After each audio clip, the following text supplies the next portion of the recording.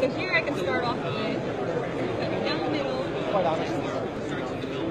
And then from here, I can show the anatomy as it was at the time of death.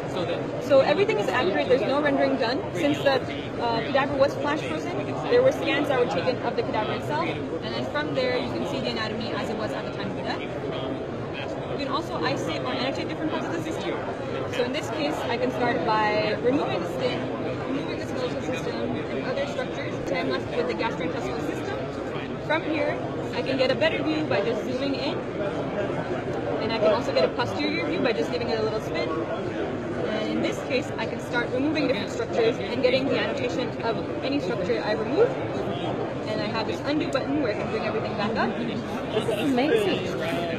And in this case, you can also have concurrent views of, let's say, the muscular system and skeletal system, and also start removing different areas to see regional anatomy and other types of anatomy as well at the same time. If you don't want to look at the anatomy as a whole, you can also see regional anatomy. So in this case, I have the female head and neck. To mimic something that you find in surgery, you can also do natural cuts.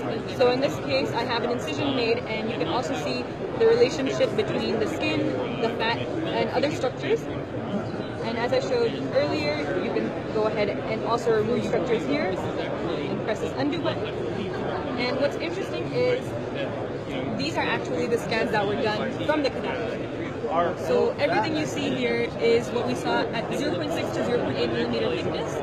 And so each time I turn around, slide through the sections, I can see where the lines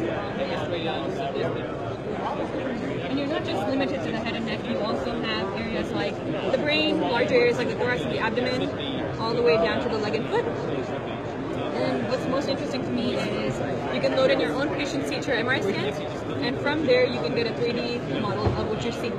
So here we have a post-operative scan of a patient with a brain aneurysm, and this is the actual CT that was provided.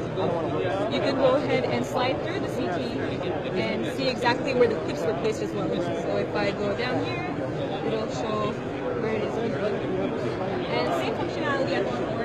You can go ahead and make a quick cut into the 3D model and see where the clips were placed as well. So it's kind of more intuitive when you see something in 3D, where the clips were placed rather than just focusing on a CT. And you can also add in some vasculature if needed. And you can also move it back down. There's other ways where you can utilize this where I bring in transparent soft and hard tissue. And so in this case, you still see